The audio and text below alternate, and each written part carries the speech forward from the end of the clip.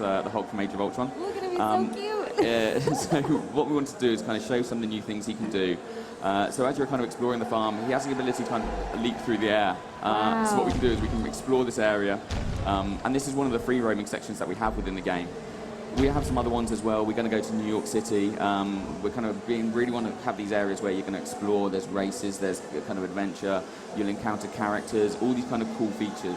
So when you play Come Here and Story, you get to come back in free play and kind of really explore this kind of much wider universe. And that's where we get to bring the comic book characters in as well and kind of really bring this workplace to life. Yeah, how true is this going to be to either the comics or the movie? You know, what are we going to see that's familiar and what are we going to see that's different? So we're definitely going to be looking at the movie story. We want to hit all the kind of key points from the Avengers, from Age of Ultron. And then with the comic book, we're not kind of set within one comic book arc. We're not one telling of it. We get to mix and match, which means that we've actually got some cool characters that we get to reveal that kind of show that and show the fact that we're jumping around to different areas.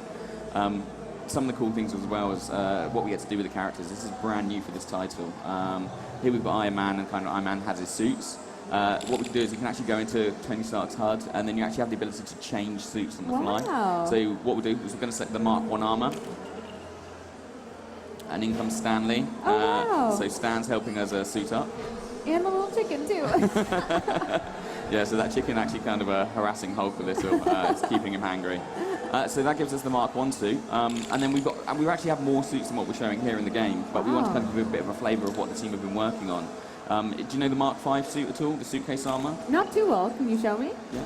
So here we go, we've got the suitcase armour from, you've kind of seen the theatrical world. Yes. Cool. And so as you unlock these suits, they give you new abilities, new kind of mechanics, and that was really important that we had this within the world, because this is something that's very familiar. This is kind of like a really iconic shot from the films, and we wanted to recreate it in Lego. We've got a whole host of armour. This one's actually one of my favourites. So this is the Silver Centurion, or the Mark 33. Gotcha. What's great about this is... facial expressions are so great. So Lego's actually creating this as a minifigure. So there'll be a kind of a pre-order exclusive at certain retailers, and I want this character on my desk. Yeah. I just think the armor looks absolutely amazing. It does. It looks great as a Lego character.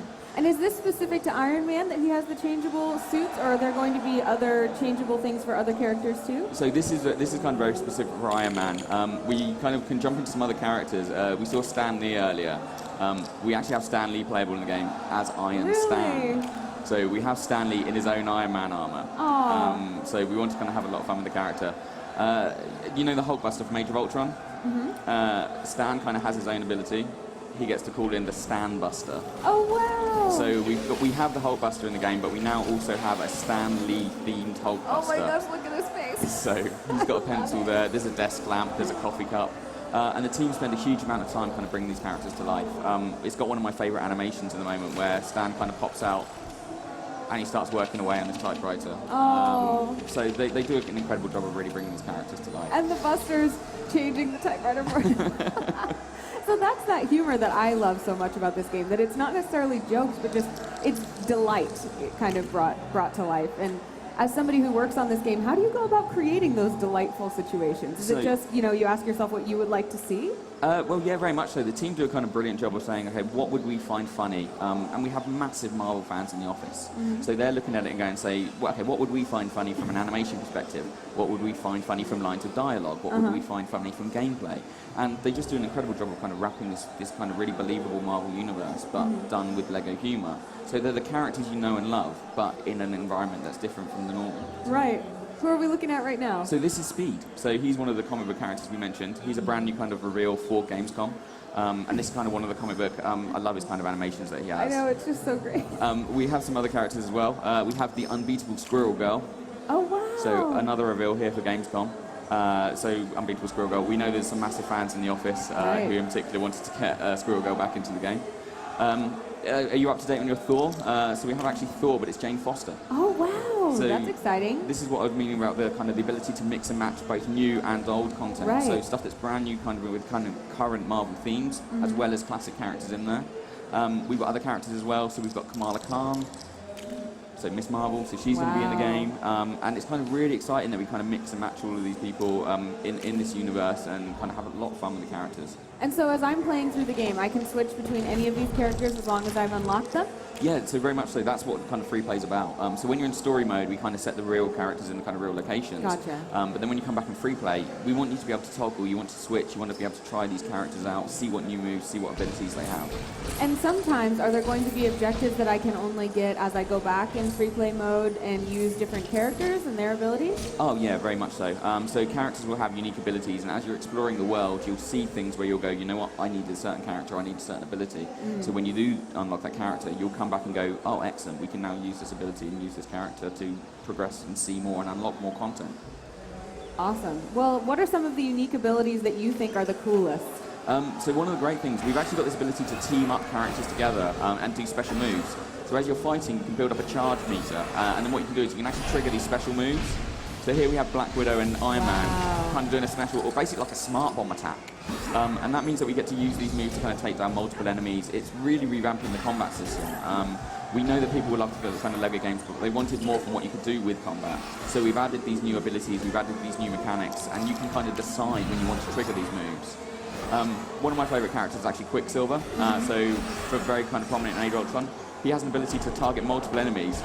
The world slows down, he'll run down, take them all out, and then can carry on. That's so if you're doing satisfying. That in, very much so. And of course he has special takedowns as well, so he can juggle enemies, and he can pick people up and spin them around in circles. So makes them really dizzy, they then fall over to defeat them in a single punch.